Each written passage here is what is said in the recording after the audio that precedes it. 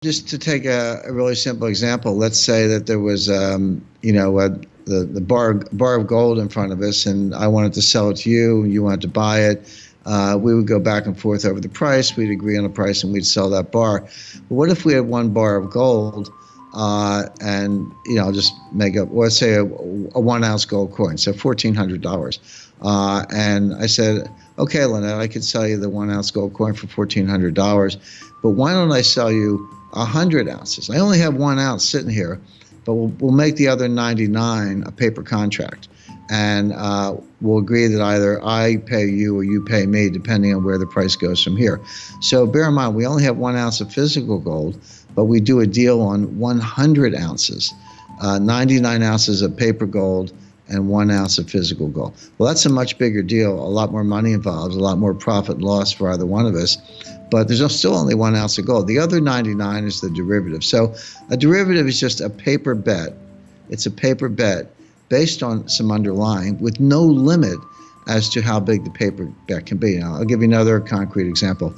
And I remember in 2007, when the mortgage crisis first hit in the spring, and then there was a money market crisis in August, and that's when Jim Cramer had his famous meltdown with Aaron Burnett on CNBC. They know nothing, but the point being, that was the beginning, and then it came to a head over a year later with Lehman Brothers in September 2018. But when it first started, there were some very smart people, and I would put, Ben Stein and others. He's an economist, and he's a comedian, actor, but also an economist. And a lot of other people said, look, there are $1 trillion of subprime mortgages, and that's about what there was with Alt-A. That's another kind of subprime, but let's say $1 trillion of subprime mortgages. In the mortgage market, 5% is a huge default rate. When default rates get to 5%, people are kind of panicking. He said, let's get crazy. Let's assume a 20% default rate. It never got that high, but just assume it. Well, 20% of 1 trillion is 200 billion. So he said, even if this thing gets totally out of control, we'll have 200 billion in losses, which was about the same in real terms as the S&L crisis in the 1980s. That was about 135 billion of losses. So adjusted for inflation, it would be $200 billion by 2007. And Stein said, well, we survived the 1980s. We can survive this. It's about the same. What he was missing was that, there were $1 trillion of mortgages, but there were $6 trillion of derivatives on the mortgages, on the same mortgages. And so 20% default rate, it wasn't 200 billion, it was 1.2 trillion of losses just to get started. And then the panic went on from there, and the losses were ultimately in the scores of trillions. Right. But the point being, you cannot look at bank balance sheets. You cannot look at futures contracts. You cannot look at any known quantity and understand the risk without understanding how much is off balance sheet, how much more of the same thing, the same kind of bet. And banks do not put derivatives on their balance sheet. And I've had this debate in chapter 8 of the book, chapter 8 of Aftermath. I talk about a private briefing that I had with the board of directors of Morgan Stanley and their CEO, James Gorman. And I said, well, first of all, a couple things. Number one, your derivative book might be smaller, it actually was, but that's because so many of the derivatives were moved over to the clearinghouses. They created these clearinghouses after 2008. So now, two banks do a derivative trade, and they take it and they send it to the clearinghouse, and you put it on the balance sheet of the clearinghouse. You didn't make the risk go away. You just moved it to a side pocket. So maybe Morgan Stanley or Citibank's balance sheet has fewer derivatives, but it doesn't mean there are fewer derivatives in the system. They've just been put over in the clearinghouse. Who's going to guarantee the clearinghouse? Again, Morgan Stanley's capital base may be fine, at least in most circumstances, but who's backing up the clearinghouse? Well, the answer is the members, which are the banks.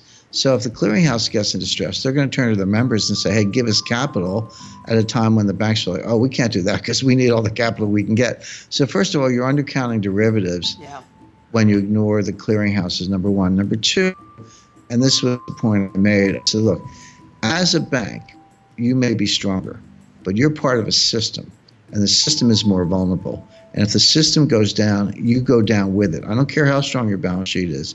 You're part of something bigger, and if that collapses, you collapse too. And I said, look, you're running a bank. You can't take responsibility for the whole world, that in theory is the responsibility of regulators and central bankers and others, but they don't know any more about risk than Wall Street does. I mean, everyone's ignoring the risks or not computing the risk properly. So I say, yeah, maybe your bank's more sound, but you're not counting the clearinghouse and you're ignoring systemic risk, which is bigger and more dangerous than ever. The warning signs are all over the place. You just have to understand them, incorporate them, connect the dots, and then see how it plays out. And it's not just one path or multiple paths, but they all sort of end up in the same place. And then I bring it full circle. I say, well, if this is coming, and it is, what are you waiting for? Why not get ready now? When I've had people say, I'll be half facetious, but it's kind of true. They say, Jim, I hear you, I agree with you, but I'm making too much money in the stock market. Could you call me at 3 o'clock the day before the crash, and I'll sell my stocks and buy some gold? And I said, well, first of all, I'm not going to know the day. I can tell you it's coming, but I don't know the day. And if I did, I'd probably be a little busy myself. But the point is, when you most want your gold, when the panic hits and everyone like, get me out of stocks, get me out of money market funds, I want gold, you're actually not going to be able to get it. You're not going to be able to get the gold. The dealers won't talk to you if they don't already know you. The mint will be back ordered. The dealers will be back ordered. You will not be able to get people on the phone. So why wait for that? Do it now while you can. Right. It is, because there's, you were talking earlier about people selling their stocks and their money markets and all of these and buying gold before the crisis hits. But will there be any buyers on the other side of any of these assets? Well, that's right. And this is what I talk. That's correct. Now, this is what I talk about in chapter 4 of the book, how more and more assets under management have moved to passive investment styles. Yes. That means index funds and ETFs and things like that. Well, when passive investing started, when it began, I analogize it to like a mosquito lands on the back of an elephant. Well, the mosquito has a good time and the elephant doesn't even notice. So passive index funds were basically piggybacking on active investors who were committing capital, taking risk, and making markets, engaging in price discovery, and you could just kind of go along for the ride. But what happens when it's not one mosquito, it's a billion mosquitoes? The answer is the elephant dies. And that's what's happening in markets. More and more funds are going passive, fewer and fewer are going active. Well, the active investors are the ones who commit capital and make markets. So you get into a financial panic with the passive investors. Their investors want their money back, so they have to sell stocks or sell assets or sell bonds to get money to pay the redemptions. Well, where are the buyers? Yeah, you've driven the active managers out of business. They're not going to be heroes like firemen rushing to a fire. They're going to walk away. And so the market's going to go no bid, and it's going to go straight down.